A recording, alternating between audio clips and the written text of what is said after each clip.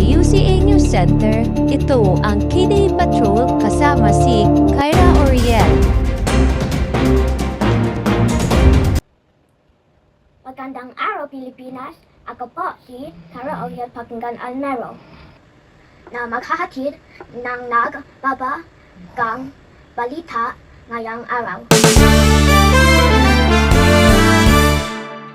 Presyo ng bilihin sa pamilihan pataas pa rin ng pataas.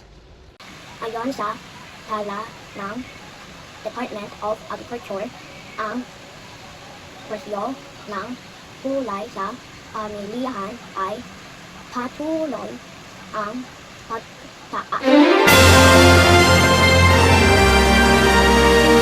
Ang presyo ng carrots ay nasa 80 hanggang 90 pesos kada kilo.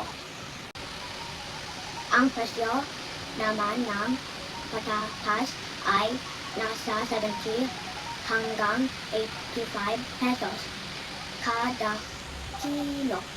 Samantalang ang presyo ng repolyo ay humalo na sa 60 hanggang 70 pesos kada kilo.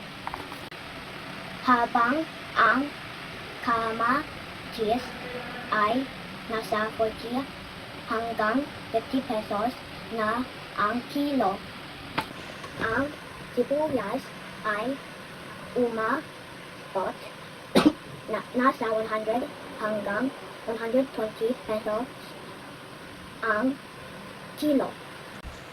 At ang bawang ay nasa 200 hanggang 400 pesos na ang kilo.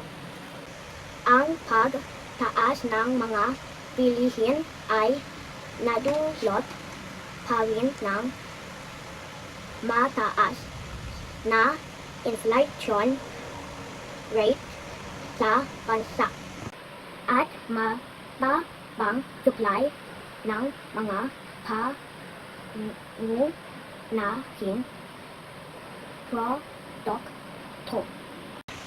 Ako po muli si Kyra Oriel Pakinggan Almero para sa K-Day Patrol. Magbabalik ang K-Day Patrol makalipas ang ilang oras. Maraming salamat po.